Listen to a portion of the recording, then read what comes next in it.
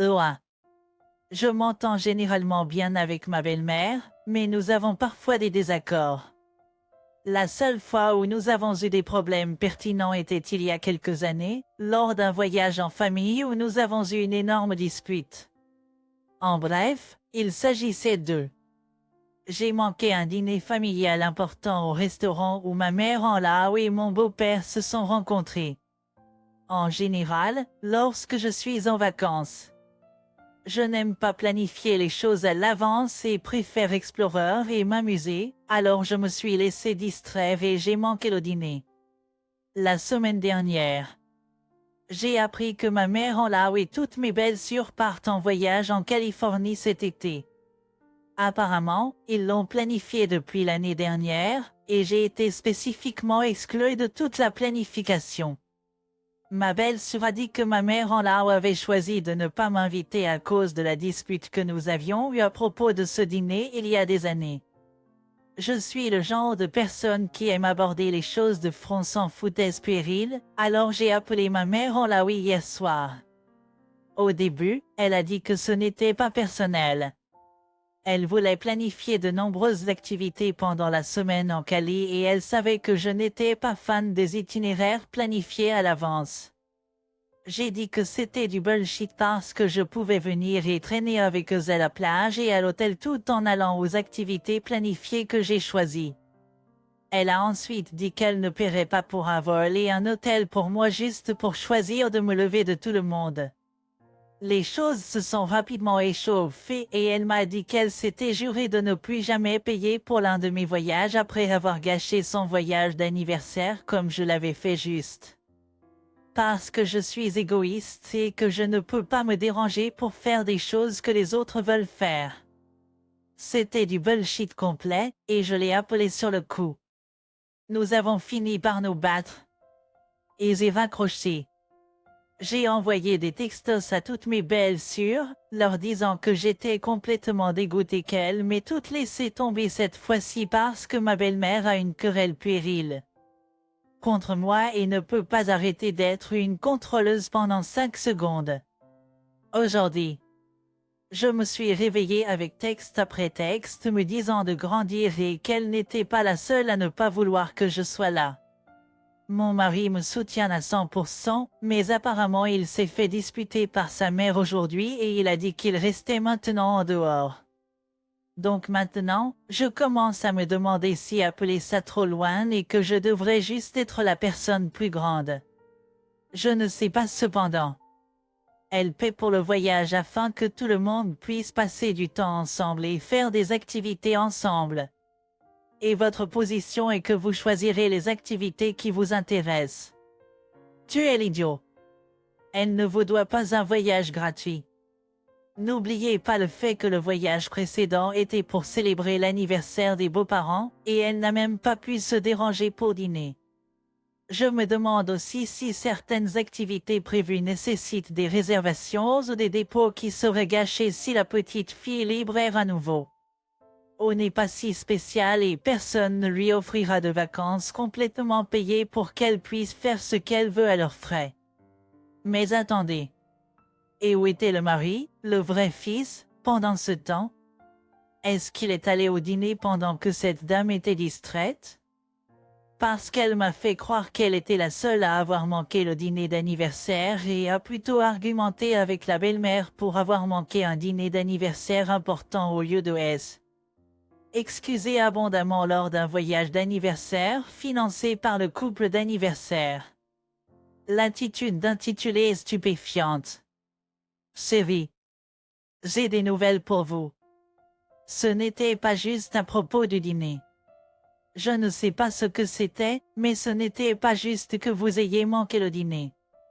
Votre belle-sœur a confirmé que ce n'était pas seulement votre belle-mère qui ne voulait pas que vous soyez là, ce qui suggère des problèmes plus importants. Et votre belle-mère avait visiblement raison.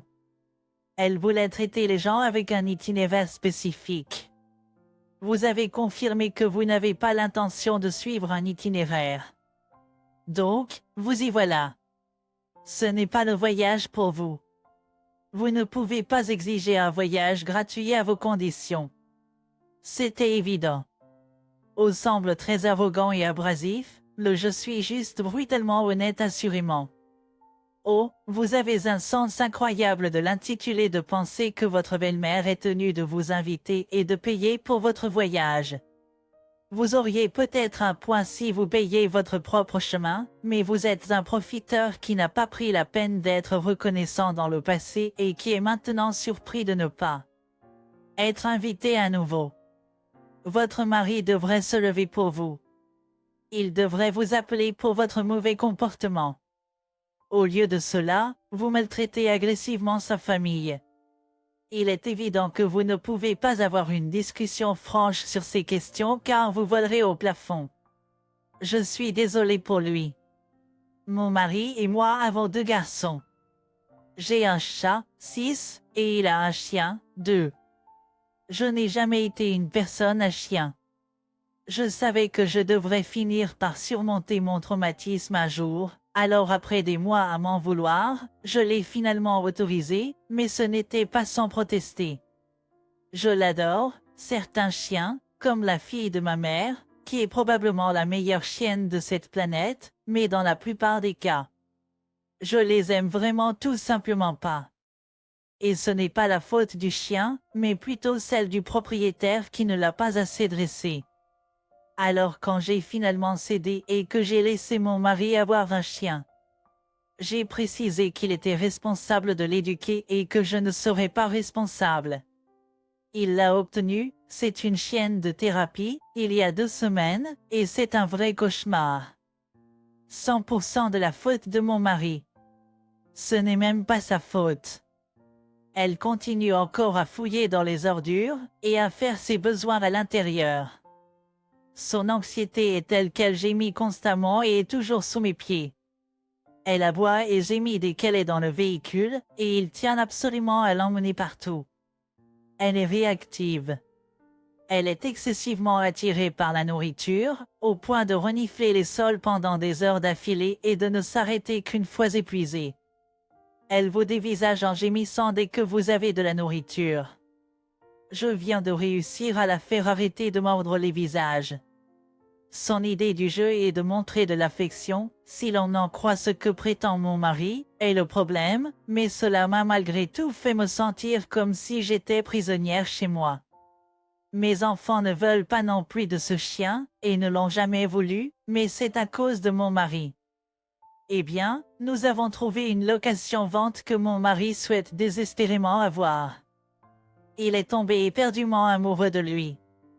Nous cherchons depuis un moment, mais ils ont précisé que seul un animal de compagnie est autorisé.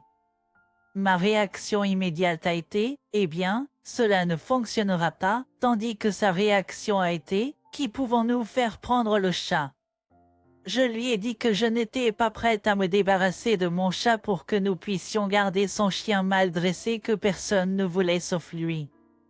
Il pense que je suis stupide parce que je n'ai pas le même lien avec le chat que lui avec le chien.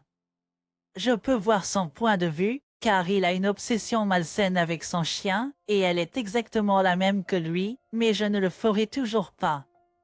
Il dit que cela peut être notre seule chance pendant un certain temps de nous installer dans une maison, ce qui peut aussi être vrai, mais j'ai quand même tenu bon. Il ne veut plus me parler et s'est blotti contre son chien sans interruption depuis 4 jours d'affilée. Est-ce que je suis stupide? J'ai beaucoup parlé avec lui à ce sujet pour qu'elle suive une formation, surtout parce qu'elle est réactive et garde les ressources. Il refuse catégoriquement. Il dit que dépenser autant d'argent est une perte d'argent lorsque nous pourrions le faire nous-mêmes. Il ne la fera pas médicamenter pour son anxiété en dehors des friandises à base de THC, qui ne fonctionnent tout simplement pas. Si, réaume ton mari. Tu ne lui as pas demandé de se débarrasser de son chien. Il n'a même pas demandé. Il a supposé que tu te débarrassais de ton chat. Ajoutez le fait qu'il est un propriétaire d'animaux irresponsables et un homme égoïste qui ne se soucie pas de la façon dont son chien dérange sa femme et ses enfants, qui doivent partager une maison avec eux, et de la façon dont le chien lui-même naît.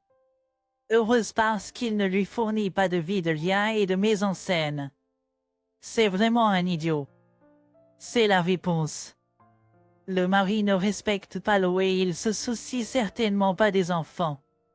S'il garde un chien qui mord les visages de ses enfants dans la maison, il va même jusqu'à défaire intentionnellement l'entraînement de l'eau. Il utilise donc le chien contre l'eau, ce qui est inacceptable. Et ce chien a besoin d'un meilleur propriétaire qui va l'entraîner. Mais vraiment, les gens de ce Souredi se plaignent constamment que les gens ici sont toujours rapides pour dire de jeter le tout terme, mais tant d'hommes dont parlent ces histoires semblent avoir aucun facteur de rédemption. Cela me fait me sentir comme si chaque autre a besoin d'acquérir 3 choses, un dose, des normes plus élevées et un bon avocat du divorce. Ma fille, 31 ans, et sa femme, 33 ans, et leur fils.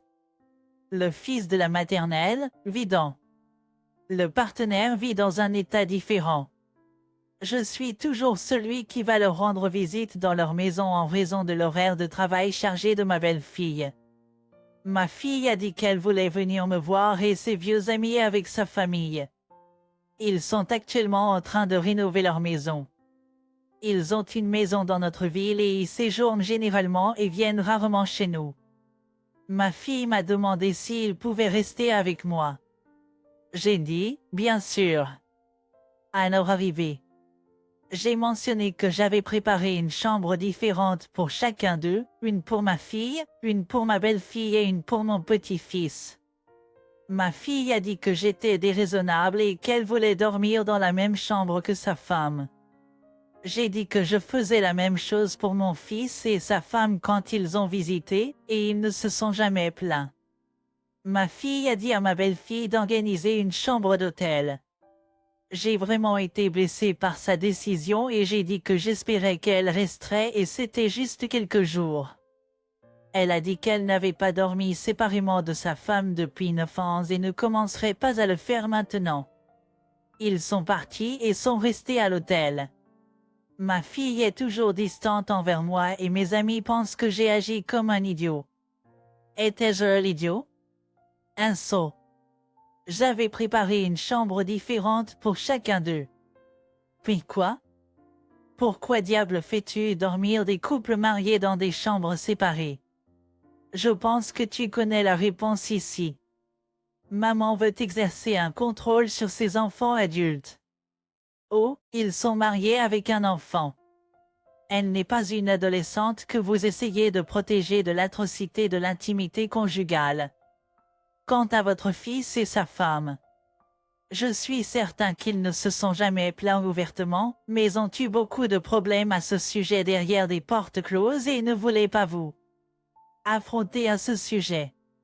Je parie que le frère et sa femme ne sont venus qu'une seule fois.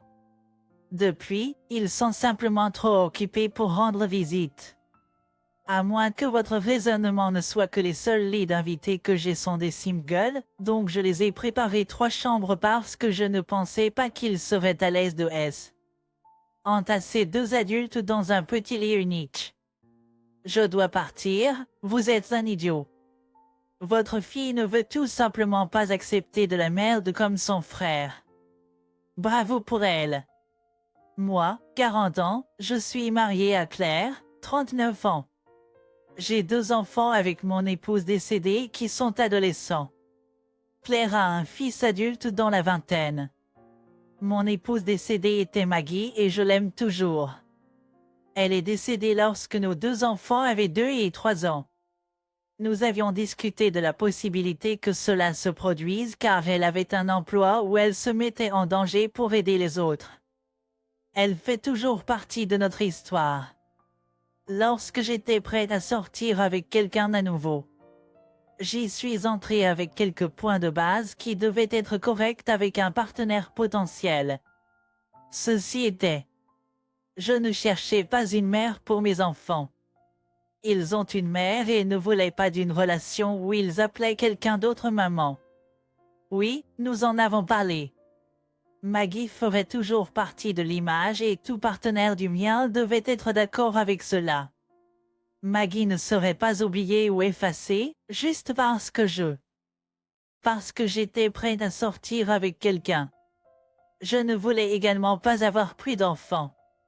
Lorsque Claire et moi nous sommes rencontrés, elle m'a dit que tout cela allait bien avec elle parce qu'elle avait un fils adulte et ne voulait pas tout recommencer, et elle respectait que j'aimais toujours ma femme décédée.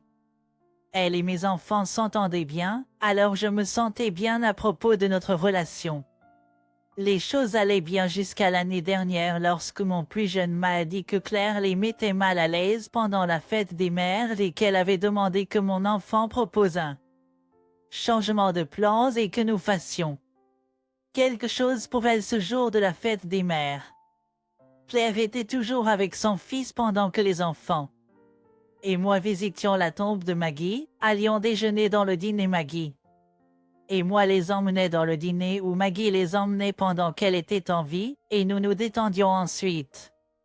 Claire voulait que nous abandonnions cela et ne disions jamais un mot à ce sujet. Je lui en ai parlé et elle m'a dit qu'elle pensait qu'il était temps que les enfants et moi nous joignions à elle et à son fils pour la fête des mères et que nous embrassions la personne qui était là.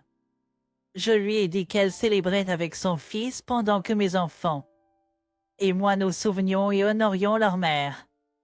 Elle était très fermée, et je lui ai dit que nous devions parler à un thérapeute parce que je pouvais voir qu'il y avait plus. Cela fait depuis février, mais depuis février, elle s'ouvre et dit qu'elle veut que les enfants la voient comme une mère et qu'elle n'est pas satisfaite de la façon dont les choses sont, avec eux là. Voyant comme une famille mais pas comme un parent, et de la façon dont Maggie est toujours une partie des choses. Elle a également admis que sa relation avec son fils n'est pas ce qu'elle a prétendu, et elle veut une chance d'avoir une relation adulte plus étroite avec mes enfants et d'être la mère d'un adulte qu'elle a toujours voulu être. Elle pensait que ce serait le cas. Je lui ai dit qu'elle ne pouvait pas utiliser mes enfants pour réaliser son souhait lorsqu'ils ne veulent pas en faire partie. Elle m'a dit si je l'aimais. Je lui ai dit de manière très désinvolte qu'elle était impolie. Elle m'a dit que j'étais impolie juste pour l'être. Bien que le thérapeute ait été d'accord avec moi. Claire est toujours blessée par ce que j'ai dit. Est-ce que je suis l'idiot? Pas l'idiot, tant que c'est ce que veulent vos enfants. Le problème, c'est que les enfants peuvent avoir plus d'un type de parents dans leur vie. Plutôt que de vous concentrer sur le fait de ne jamais remplacer leur mère biologique, vous pourriez encourager les trois à établir un type de relation différent, dans lequel elle est un adulte de confiance dans leur vie, sans effacer la présence de votre défunte femme. Je peux voir que vous aimez vos enfants. Cependant, je me demande aussi si leur réticence à accepter Claire vient du fait qu'ils ne veulent pas vous décevoir. Ils étaient très petits quand Maggie est décédée et ne se souviennent probablement pas beaucoup d'elle, mais ils comprennent instinctivement votre position à ce sujet. Être belle-mère est incroyablement difficile. Vous faites le travail, vous aimez l'enfant, vous n'avez souvent aucune autorité et vous recevez très peu de reconnaissance. Par conséquent, la compassion pour Claire est importante également. Après 13 ans, c'est très honorable que vous incluez toujours votre défunte femme. Mais à ce stade, il est également temps de laisser entrer quelqu'un. Quelqu'un né de se lier en tant que famille de 5 personnes au lieu de 3 plus 2. Elle ne veut pas que tes enfants l'appellent maman, mais elle souhaite avoir une relation parentale saine avec tous les 3 enfants qu'elle s'occupe chaque jour. Cela ne ressemble pas à un souhait fou, comme tu l'impliques. Tout autant que je respecte que tu n'essayais pas de remplacer ta femme décédée dans la vie de tes enfants, il me semble que ta femme occupe beaucoup trop de place dans ton mariage. Je, 20 ans, femme, j'ai une suraînée. Jean, 28 ans, et une surcadette. Chloé, presque adulte.